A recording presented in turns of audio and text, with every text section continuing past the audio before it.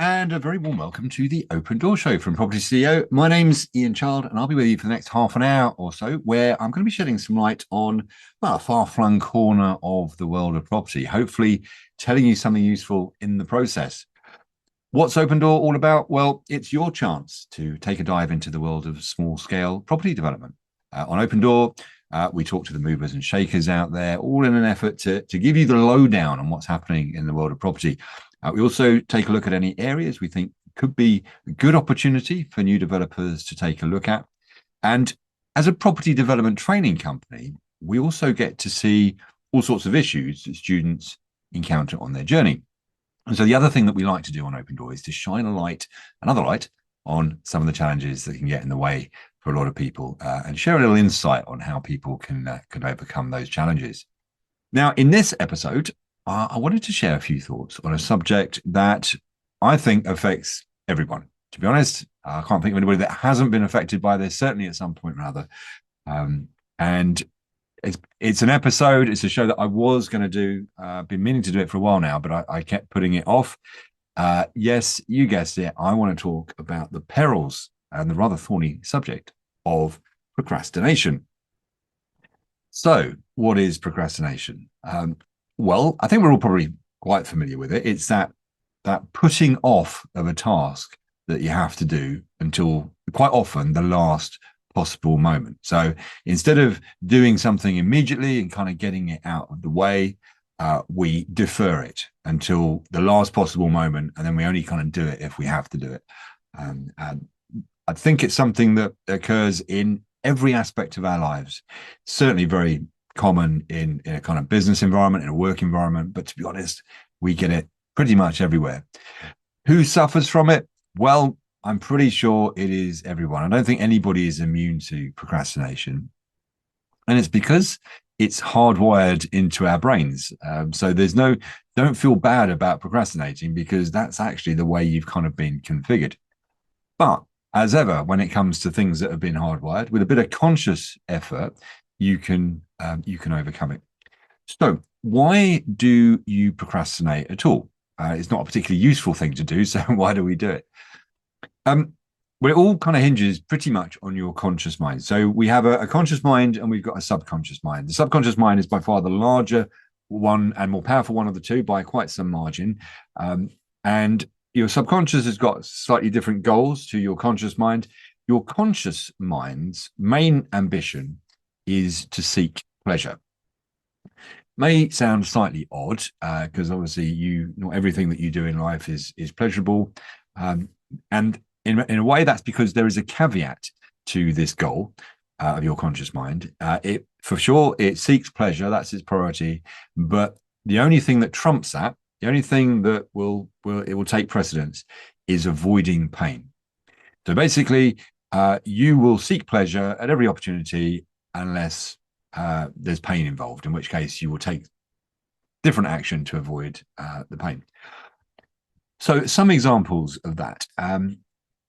For those people that have to submit a tax return, their accountants will be very familiar with the fact that for some reason, despite the fact that their clients have been able to submit a tax return anytime from pretty much April all the way through to the subsequent January, their clients only eventually, the majority of their clients, submit a tax return to them in January. Why does that happen? Well, it's because doing a tax return is generally not a pleasant task. It's not something that people like doing. They have got better things to do, more enjoyable things to do. So guess what? They don't really want to do it. Why does it happen in January? Well, that's because the good old tax people in the government, the HMRC, provide you with a fine if you don't submit your tax return by the end of January.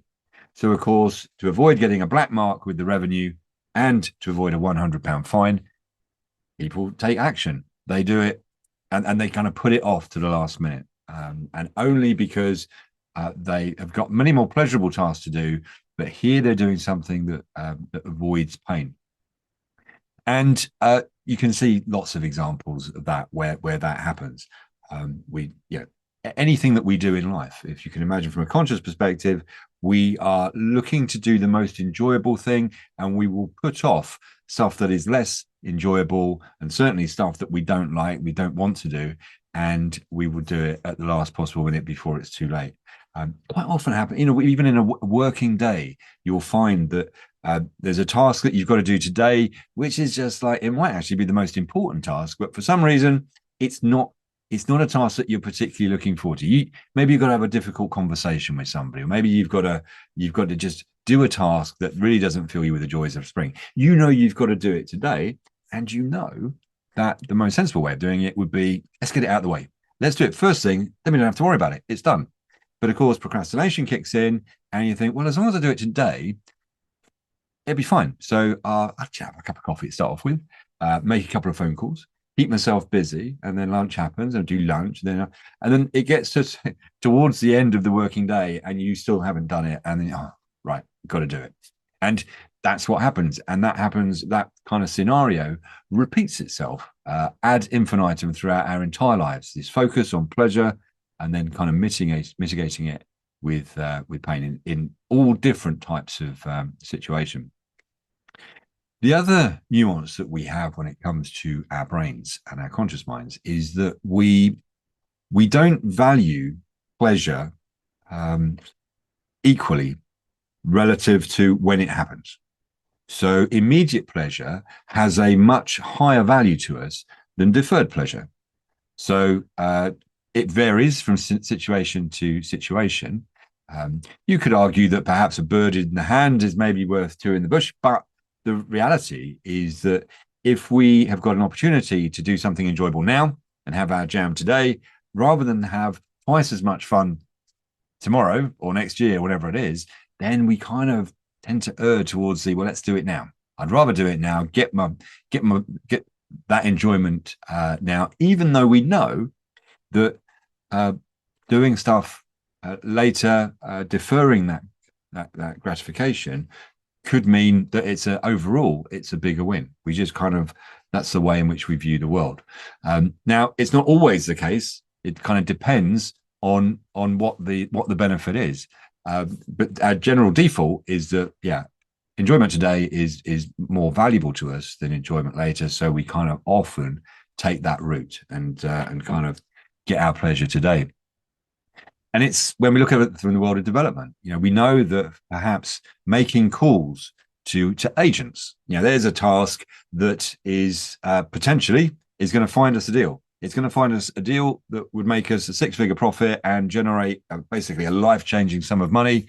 And yet dealing with people, particularly if we feel that I'm not sure that conversation go well, I'll put that off. I'll do something different, and we'll probably justify it by saying, "Well, I worked on designing my logo today, so I'm still working, but I just put off the talking to the agents bit." And you can go on with that ridiculous dialogue in your head for as long as you're the only person that needs to be convinced that you're doing the right thing. The reality is you're just coming up with excuses. So procrastination is irrational. We know I don't need to tell you that doing that task immediately, getting it out of the way, is the best option. There's no logic that you can give me that kind of really defies that. It's just like providing timing isn't an issue for doing the task. Let's get it done, and we kind of move on. We haven't then got it hanging over us, and also we become a lot more efficient when we do it. Because once we've done it, we're not then inventing other tasks or worrying about it or thinking about it or just generally procrastinating. Instead, we just move on to the next thing, and we're a lot more efficient at what we do. And in the end, of course, what happens? You wait till there's that threat of pain hanging over you, and then you eventually do it. There's a great book by Brian Tracy called "Eat That Frog," which talks very much about this whole kind of issue. Where eating the frog is that task that you should do first. It's the most important task. It's the one that you need to get out of the way. You definitely need to get it done. And doing it first means that kind of you cure procrastination effectively, because you're not then putting those things off. So you should always do the hardest or most important task first, get it out of the way. You can then focus on the minor task. But of course, our tendency is to do the opposite, even when I mean, we kind of invent these plausible excuses just for our own benefit to explain why we are procrastinating. Now, how do you know when you're procrastinating? Well, you probably are aware of it some of the time, but not all the time. So if you fill your day with kind of low priority tasks, if you look at your to-do list and there are some things on there that have been on there for a long time, even though some of those things might be quite important, but they've just kind of been hanging around. If you read emails several times without ever making kind of a decision on what to do with them, and so you find that you kind of read the email, you think, oh, I'm not sure. It's going to be a bit of hard work for me to kind of make a decision on what I do with this. I'll tell you what, let me just mark it as unread and I'll come back to it later. And then you go off and do something else. So again, absolute, total and utter procrastination. You might start a task, maybe a high priority task, and then go off and make some coffee. Again, it's kind of putting it off. Maybe you fill your time with unimportant tasks that other people ask you to do instead of getting on with the important tasks that are already on your list. Maybe you wait to be in the right mood. There's a good one. So I've got to do this, but I'm just not really in the mood for it. So, or I need to ask this question, but I've got to wait for the right time to do it, right time to ask it, right time to tackle a task. All of these are examples of procrastination. And as I said, sometimes you know when you're doing it, other times you don't. It just becomes kind of second nature. And as I said, it's hardwired. That's how our conscious minds kind of work. So we have got to consciously try and overcome that. Now, you need to kind of try and understand why you're procrastinating. So you need to do this kind of to work out how to cure it. Is it because you find a task boring? Maybe you find it unpleasant. Does the task involve something that scares you? Even if you struggle to admit it scares you, that's a really, really common one. In that example I just gave, where you're calling agents to make appointments, to do viewings or whatever, when we engage with people, we're sticking our head above the parapet. And people can judge us as a result of having a conversation with anybody. They can judge you. And that fills us with fear. We need to feel confident that we're going to come across well. So far easier to do something on a spreadsheet, which doesn't judge you, or design a logo, which doesn't judge you, than it is to have a conversation or a meeting with somebody that will judge you. So actually, you might be kind of creating a narrative in your own mind as to why you're not doing that task. But if you take a step back from it, quite often it's driven by fear. It's a fear of a fear of failure, or a fear of what others might think of you that's kind of holding you back from doing that. Procrastinators and perfectionists go kind of hand in hand. And that's because perfectionists tend to worry that they won't do something perfectly. So as a result, they put stuff off, they defer stuff, they take too long doing stuff, and they go through the nth degree to get stuff done. And so, perfectionism and procrastination do tend to go hand in hand. And poor decision making can also be a key cause of procrastination. If you can't decide what to do, then you'll put off making a decision. It's very easy for us to create a narrative in our own minds that makes sense when it comes to deferred decision making. Because what we'll say is, we need to make this decision. Oh, it's a bit tricky. Not quite sure what the answer is, or lots of work involved and perhaps a bit of thought needed. I'm gonna put that off. But it's okay, because what I'm going to do is I'm going to do this job over here, which also needs doing. So I've just sorting these labels out over here. Really, absolutely needs doing. Haven't done them for a while, so I need to do them now. And as a result, my conscience now feels, okay, well, that's fine then. We're doing, so instead of working over here, we're working over there. And it's just an excuse you have put off and procrastinated. You put off the task you should be doing in favor of a different task, which is completely unimportant, but it made you feel better about doing. So recognizing that we have that narrative going on is important. So how on earth can you cure procrastination? Well, procrastination is effectively a habit. I mean, it's a deeply ingrained one. It's a pattern of behavior that we have. And so the reality, cards on the table, is you're unlikely to be able to break it overnight. So habits only stop being habits when you avoid practicing them. So you need to try a few strategies potentially to try and give yourself the best possible chance of succeeding in overcoming procrastination. So let me give you a few things to think about in terms of the tools for beating procrastination. As I said, not a one size fits all. So feel free to try some or all of these and see what works best for you.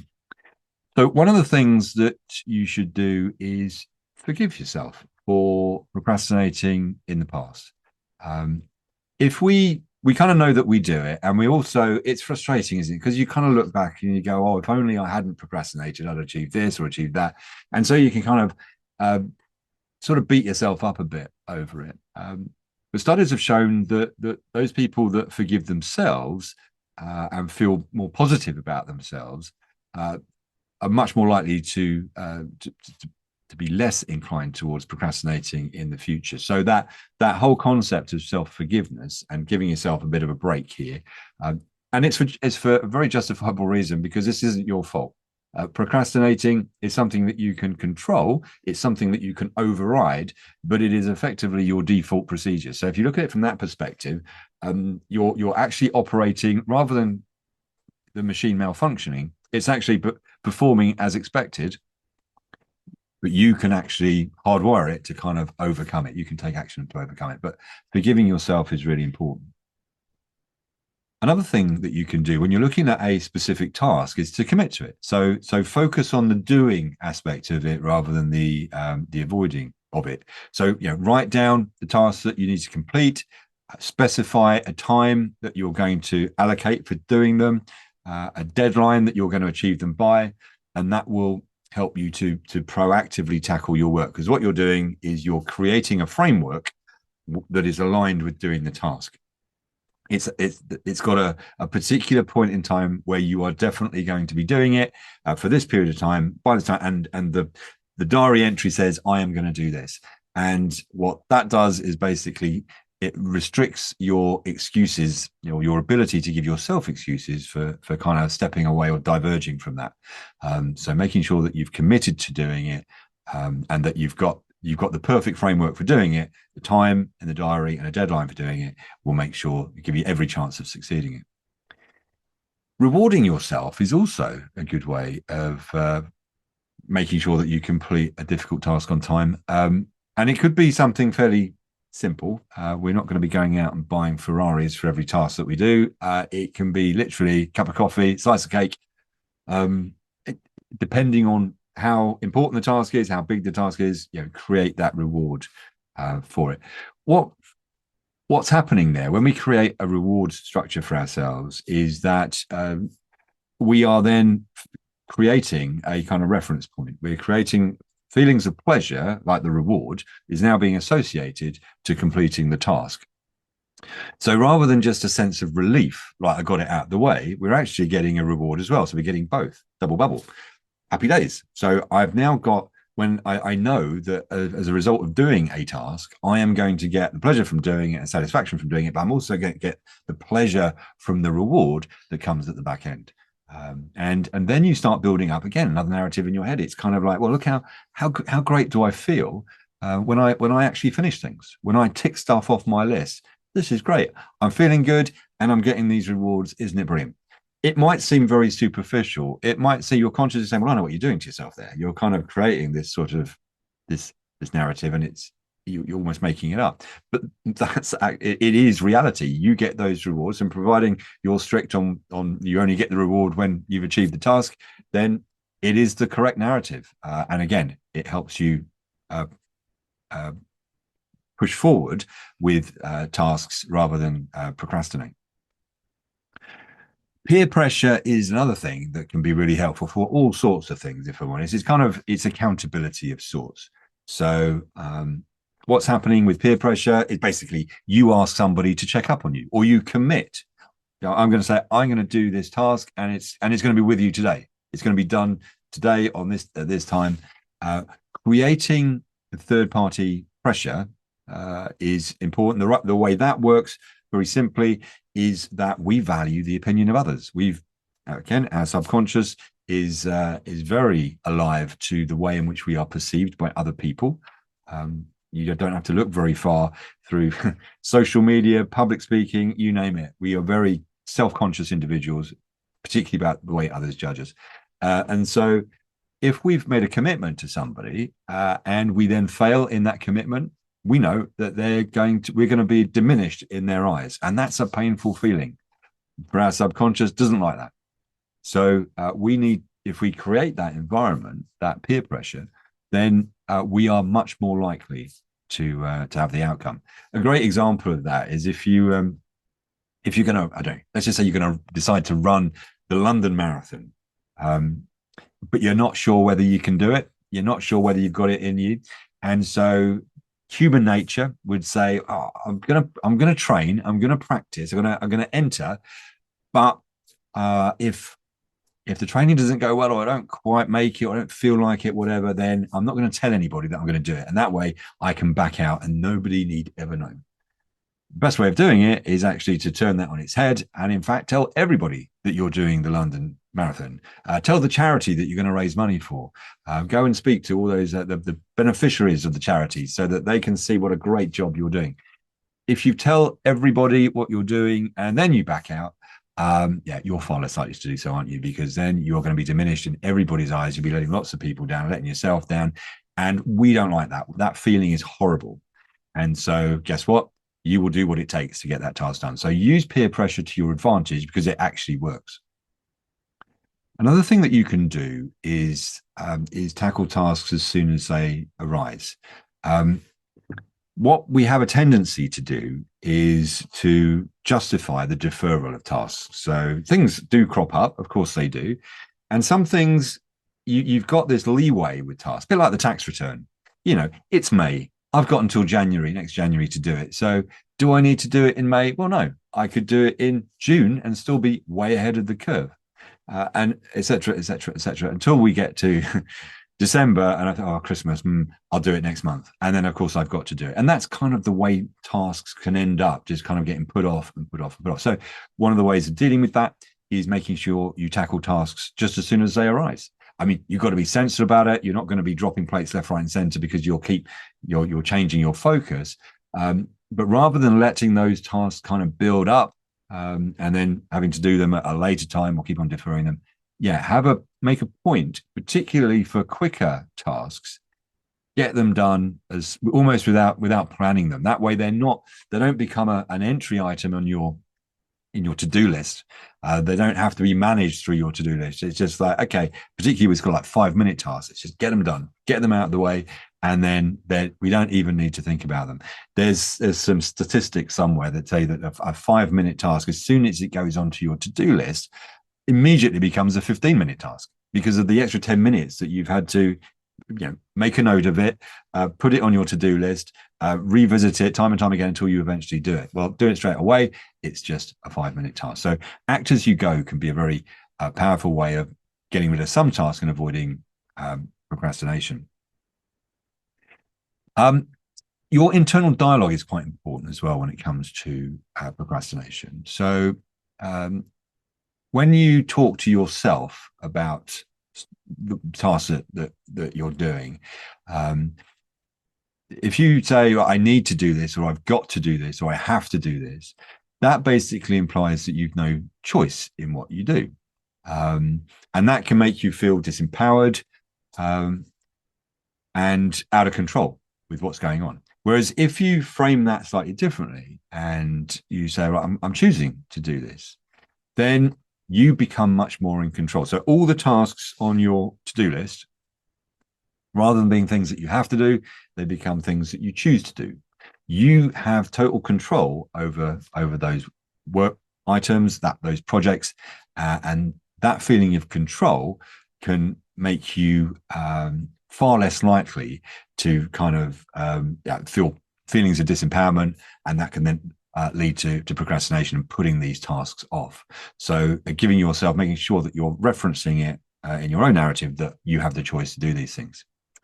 Very obvious one can be about distractions, really. So minimize all of the distractions around you. We do tend to be pretty inundated with distractions, actually, in the modern world. We've got emails pinging on left, right, and center, social media, texts. People can have TV in the background. They've got they've got the music on in their headphones. Kind of all this stuff that can kind of come in and kind of really just distract us from what we're doing. So what I would say is get rid of those distractions. Just turn them off, park them, move into an environment where you don't have them. And even if it's just for a fixed period of time, I think what can happen, one of the great tips for things like dealing with things like emails is to read them twice a day. Once in the morning, say 10 o'clock, once in the afternoon, maybe 3 o'clock, and then don't read them at all. Because what people do tend to do is they'll get a little ping, a little email thing, and they'll just have a quick look. Oh, yeah, that's from Sandra in accounts. I've got to do that. Okay, I'll mark that as unread, and I'll deal with that later. And then all of a sudden, you're completely distracted, switched off from whatever you're doing, and you've now got to get back into it until another text or social media or email or whatever arrives. Far better, look at all those emails at 10 o'clock and again at 3 o'clock, and I guarantee you will not miss anything. Nobody is going to be sending you an email to tell you that the building's burning down. You'll hear the fire alarm or somebody will bang on your door.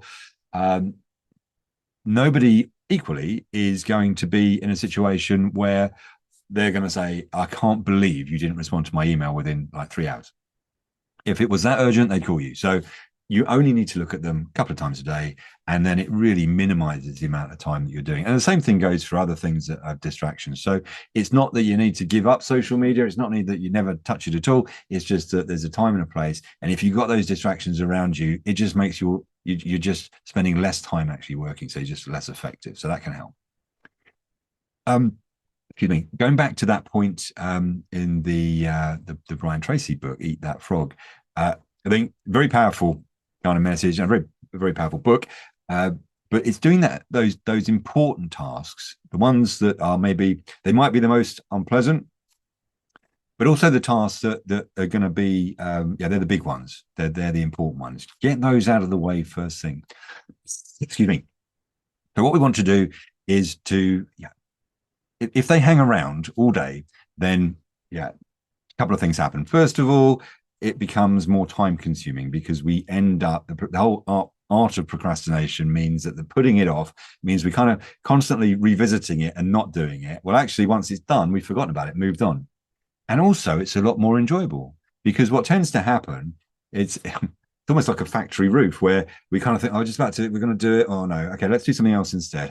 We're doing something else instead. And now, okay, steel myself. I'm going to look at doing that again. Oh no, let's have a cup of coffee first. And we're kind of perpetually doing this to eventually we have to do it. Well, actually do it first thing, get it out the way. It's like jumping into the cold swimming pool. It's horrendous. We've all done it, particularly when we were kids. It's an outdoor swimming pool. It's not heated. We dip our toe in. It is freezing. There is no way we're going to get in that. And so we edge our way into the pool and then eventually take the plunge. And of course, within 30 seconds of doing that, we're absolutely fine. And it's taken us half an hour and it's been purgatory. Whereas if we just dived in, it's all over nice and quickly and we're doing it.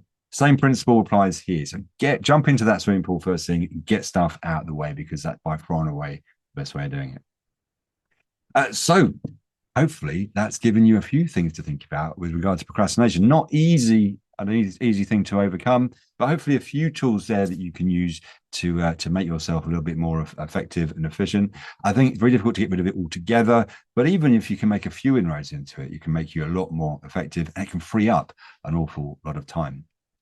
So that's just about it for this episode. As ever, it would be great to hear what you think on this subject. So any solutions you've got or any experience you've got, please do put them in the comments below. And if you're interested in finding out more about small-scale property development, we've put together a free pre-recorded training session which tells you what it's all about and how you can get into it.